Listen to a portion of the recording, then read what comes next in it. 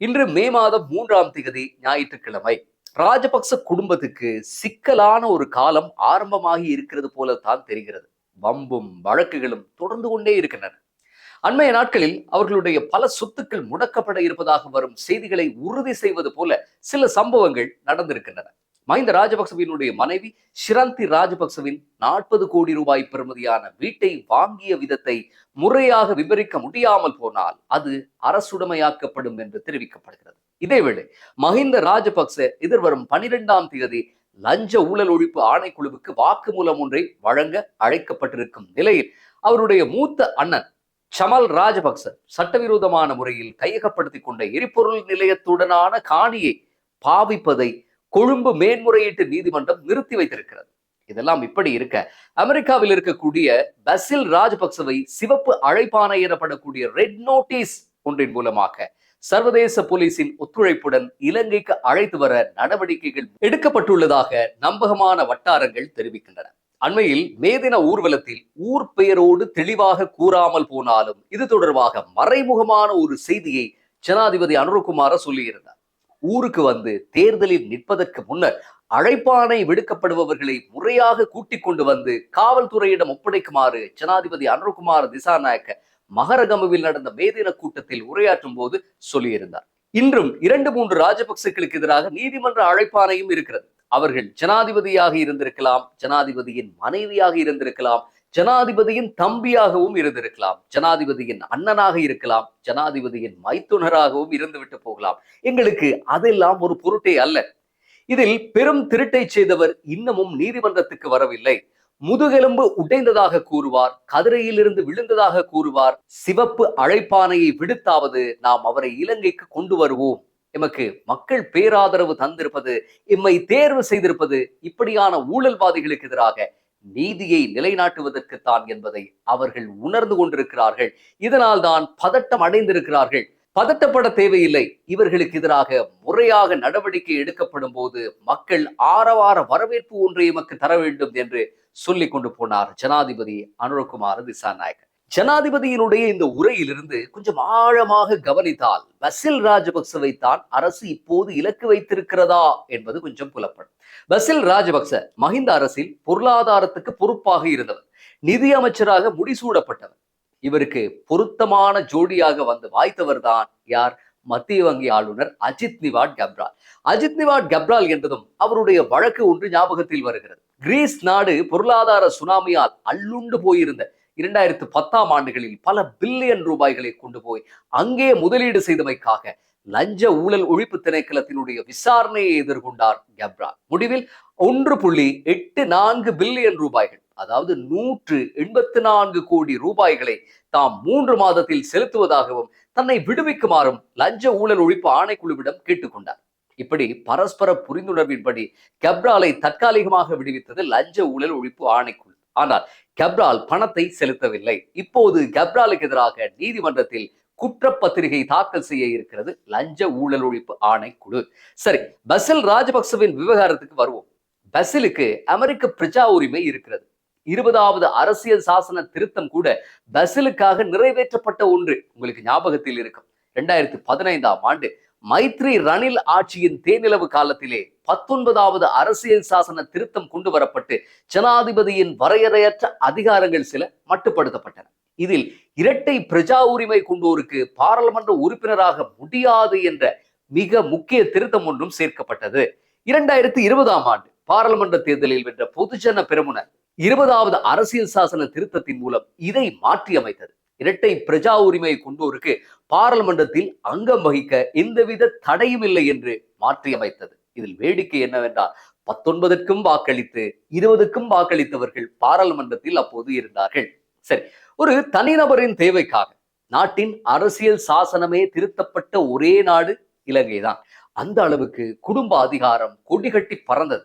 மிகுந்த வலிமையுடன் ஆட்சியின் எல்லாமாக இருந்தார் பசில் ராஜபக்ச. இப்பேற்பட்ட பசில் தான் ஆட்சி மாற்றத்துடன் அமெரிக்காவில் நிரந்தரமாக குடியேறினார். மைத்ரி ரணில் ஆட்சி தொடக்கத்தில் பசில் ராஜபக்ச நாட்டை விட்டு அவசரமாக வெளியேறியது ஊடகங்களில் அப்போது பரபரப்பானது. ஆனால் 3 மாதங்களில் மீண்டும் வந்து சேர்ந்து அழகாக செட்டில் ஆகி கொண்டார். ஆனால் இந்த முறை அப்படியெல்லாம் அவரால் மாமி வீட்டுக்கு வந்துவிட்டு போவதைப் போல வந்து ராஜ உபசாரங்களை அனுபவிக்க முடியவில்லை. கடந்த 2 ஆண்டுகளாக அவர் இலங்கைக்கு வரவே இல்லை. துபாயிலும், இந்தோனேஷியாவிலும், நேபாளத்திலும், இந்தியாவிலும் மறைந்திருக்கும் பெயர் போன குற்றவாளிகளை, பாதாள உலக தலைவர்களை சிவப்பு அழைப்பானை விடுத்து சர்வதேச போலீசின் துணையுடன் கைது செய்து தடுப்பு காவலில் வைத்து விசாரித்துக் கொண்டிருக்கக்கூடிய அரசு மாபெரும் அரசியல் தாதா பசில் ராஜபக்ச மீது இன்னமும் கை வைக்காமல் தான் இருந்தது. ஆனால் பசிலோ எந்த ஒரு நீதிமன்ற அழைப்பானைக்கும் சமூகம் அளிக்கவில்லை. தொடர்ச்சியாக புறக்கணித்து வந்தார். பாதாள உலகத்துக்கு ஒரு நீதி, அமெரிக்காவில் இருக்கும் பசிலுக்கு ஒரு நீதியா என்று பலர் அங்கலாய்த்துக் கொண்டார்கள். மக்கள் கேள்வி கேட்டார்கள். இதோ பசிலுக்கு எதிராக சிவப்பு எச்சரிக்கை அழைப்பானை விடுக்கப்பட இருக்கிறது. இவர்கள் ஆட்சியும் அதிகாரமும் கோலோச்சிய போது செய்த பொருளாதார மற்றும் குற்றவியல் தகுடு தத்தங்களை விசாரிப்பதற்கென்றே பிரத்யேக நீதிமன்றங்களை அமைத்து நீதிபதிகளை நியமிக்கும் அளவுக்கு ஏகப்பட்ட விசாரணைகளும் வழக்குகளும் நிலுவையில் இருக்கின்றன. இதே போல ஒன்றுதான் ராஜபக்ச குடும்பத்தின் பெரிய அண்ணா சமல் ராஜபக்ச விவகாரம். அதிகாரம் இருந்தபோது சர்வதேச செஞ்சிலுவை சங்கத்தின் அட்டிமடியிலேயே கை வைத்திருந்தார் சமல் ராஜபக்ச. 2007ஆம் ஆண்டு செஞ்சிலுவை சங்கம் தனது அறப்பணிகளுக்கு நிலையான ஒரு வருமானத்தை பெற்றுக்கொள்ள ஹம்பாந்தோட்டையில் ஒரு எரிபொருள் நிலையத்தை தொடங்க திட்டம் போட்டது. ஹம்பாந்தோட்டை என்ற ராஜபக்ச கோட்டையின் மாவட்ட ஒருங்கிணைப்பு தலைவராகவும் துறைமுகங்கள் மற்றும் விமான சேவை அமைச்சராகவும் இருந்த சமல் ராஜபக்ச ஆரம்பத்தில் 40 பேர்ச் காணியை சர்வதேச செஞ்சிலுவை சங்கத்துக்கு பரிந்துரைத்தார். பெட்ரோலிய கூட்டுத்தாபனம் பிறகு இதை 65 பேர்ச்சாக அதிகரித்தது. இந்த உறுதிமொழிகளை வேத வாக்காக நம்பிய செஞ்சிலுவை சங்கம் பல 100 கோடி நிதியை முதலீடு செய்தது. 2010ஆம் ஆண்டு எரிபொருள் நிலைய கட்டுமான பணிகளும் நிறைவு செய்யப்பட்டன. இதேவேளை செஞ்சிலுவை சங்கத்துக்கு வழங்கிய காணியை மாகம்புர சமூக மேம்பாட்டு அறக்கட்டளைக்கு மாற்ற அரசு அதிகாரிகள் சிலர் சதித்திட்டம் தீட்டினார்கள். செஞ்சிலுவை சங்கத்தினுடைய ஹம்பாந்தோட்டை கிளையில் நிதி முறைகேடுகள் நடப்பதாக ஒரு அறிக்கை வாசிக்கப்பட்டது. இதற்கு ஹம்பாந்தோட்டை செஞ்சிலுவை சங்க கிளையின் தலைவரை பொறுப்பு என்றும் சொல்லப்பட்டது. அவர் நீக்கப்பட்டார். ஹம்பாந்தோட்டை செஞ்சிலுவை சங்க கிளை கலைக்கப்பட்டது. இதில் பகுதி என்னவென்றால், கலைக்கப்பட்ட ஹம்பாந்தோட்ட செஞ்சிலுவை சங்க கிளையின் தலைவராக இருந்தவர் தான் மாகம்புர சமூக மேம்பாட்டு அறக்கட்டளையின் தலைவராகவும் இருந்தார். எப்படி கதை என்று பாருங்கள். அரசு அதிகாரிகளுக்கு ஹம்பாந்தோட்டை செஞ்சிலுவை சங்க காணியை மாகம்புர சமூக மேம்பாட்டு அறக்கட்டளைக்கு ரகசியமாக மாற்ற வேண்டிய தேவை இருக்கிறது. இந்த நிலையில் நிதி மோசடியை காரணம் காட்டி ஹம்பாந்தோட்ட செஞ்சிலுவை சங்கமே கலைக்கப்படுகிறது. அதாவது நிதி மோசடி நடப்பதாக கூறி கலைக்கப்பட்ட சங்கத்தின் தலைவரே மாகம்புர அறக்கட்டளையின் தலைவராகவும் இருக்கிறார். இத்தோடு இந்த ட்விஸ்ட் முடிந்ததா என்று கேட்டால் அதுதான் இல்லை. இனிதான் கதையே இருக்கிறது. செஞ்சிலுவை சங்கத்தின் காணியை மாகம்புர அறக்கட்டளைக்கு மாற்றும் போது அரசு அதிகாரிகள் அங்கே எந்த ஒரு கட்டடமும் இல்லை என்று மோசடியாக பதிவு செய்தார்கள். ஆனால் அங்கே எரிபொருள் நிலையம் கன ஜோராக இயங்கிக் கொண்டிருந்தது. அதை அவர்கள் இங்கேயும் குறிப்பிடவில்லை.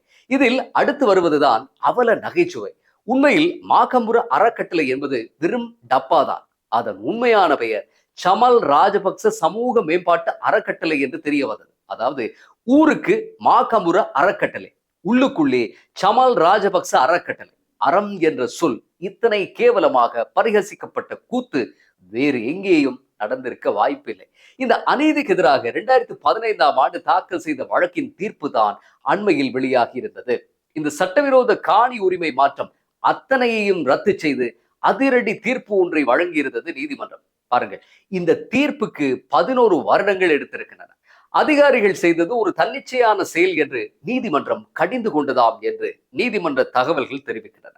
இந்த வழக்கின் மேலதிக விவரங்கள் எதையும் அறிய முடியவில்லை. வழக்கம் போல அதிகாரிகள் பலிக்கடாவாகுவார்களா, சமல் ராஜபக்ச தப்பித்துக் கொள்வாரா என்று மக்கள் விழிப்புடன் அவதானித்தபடி இருக்கிறார்கள். இந்த விவகாரத்தில் சமல் ராஜபக்சவினுடைய தலையீடு குறித்து விசேட விசாரணை ஒன்றை நடத்த லஞ்ச ஊழல் ஒழிப்பு ஆணைக்குழு தயாராகி வருவதாகவும் செய்திகள் வெளியாகி இருந்தன.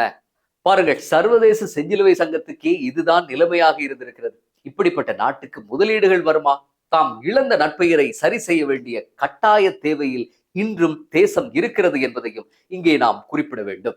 இதேவேளை இதே போன்ற மற்றொரு அறக்கட்டளை விவகார செய்தி ஒன்றும் நேற்று முழுக்க வைரலாக இருந்தது.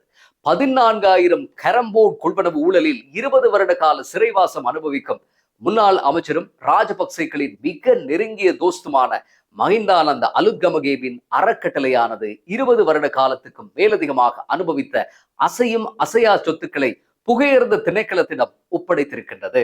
அதாவது 20 வருடங்களுக்கு மேலாக மஹிந்தானந்த அலுத்கமகேயின் அறக்கட்டளையானது புகையிரத திணைக்களத்துக்கு சொந்தமான காணியிலேயே இயங்கி வந்திருக்கிறது. என்னவோ தெரியவில்லை, திடீரென்று ஞானோதயம் வந்து எல்லாவற்றையும் புகையிரத திணைக்களத்திடம் ஒப்படைத்து விட்டு சென்று விட்டார்கள். ஊரில் தொழிலதிபர்களுக்கு பஞ்சமில்லை என்று கவுண்டமணி சொல்வது போல அறக்கட்டளையின் பேரில் நடந்த அத்துமீறல்களுக்கு பஞ்சமில்லை போலத்தான் தெரிகிறது. அறக்கட்டளை என்று போர்ட் மாட்டிக்கொண்டு செய்த அறப்பணிகள் எல்லாம் கேலி கூத்தாகி நிற்கின்றன. அறக்கட்டளை நிலமே மோசடியாக பெற்றுக்கொண்ட ஒன்றாக இருக்கும் போது அதன் பணிகள் மட்டும் எப்படி அறம் சார்ந்ததாக இருக்க முடியும்? இப்போது அறமும் இல்லை, அதிகார துணியில் கட்டளைகளும் இல்லை. சட்டவிரோதமாக சொத்துக்களை சுவீகரித்துக் கொண்டால் அவற்றுக்கு கட்டாயம் பதில் சொல்லியே ஆகவும் வேண்டும். மீண்டும் அடுத்த பதிவில் சந்திப்போம். நன்றி.